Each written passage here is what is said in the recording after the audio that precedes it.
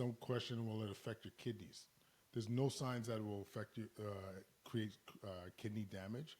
Your creatinine or your marker in your blood might be transiently elevated, especially if you take creatine close to when you're taking that blood work.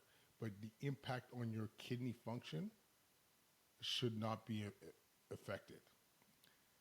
There's some myths that you'll lose your hair. That hasn't shown to play out, but overall, it is one of the best tolerated supplements that you could imagine. So, what kind of doses are you taking? So, when we were younger, back in the day, gym rats, you're supposed to load up on creatine and then be able to have a maintenance phase. I think from a simplicity, from an evidence perspective, just take your 5 grams of creatine a day. I think the studies are going to come out soon in terms of should we be taking more if we're trying to mitigate depression, anxiety, dementia, and improve our mental acuity. I think the data for that is going to be coming. And what I recommend for people at this stage is just taking that 5 milligrams a day. If you're taking diet creatine, that's 1 scoop a day of creatine monohydrate. I should have qualified that before. Creatine monohydrate is the one that's most well established and most well established studied. You might read about creatine hydrochloride. Am I saying that right? Hydrochloride? Yeah. And this is, you need smaller doses. It just hasn't been as well established compared to creatine monohydrate in terms of studies. Okay. So we talked about the benefits from your mind, body, muscle.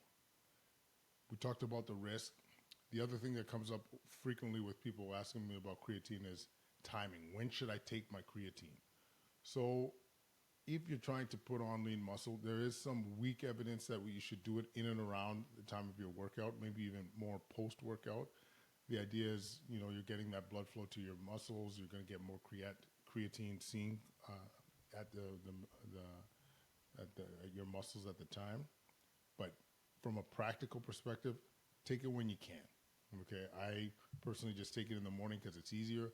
If I take, I sometimes just put it in my coffee, but most often I'll just put it in my smoothie, along with my protein powder, my collagen, all the things. Hit it up in one shot. Bam!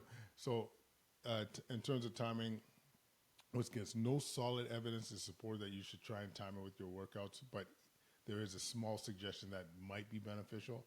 So from a practical perspective, all y'all, take it when you can.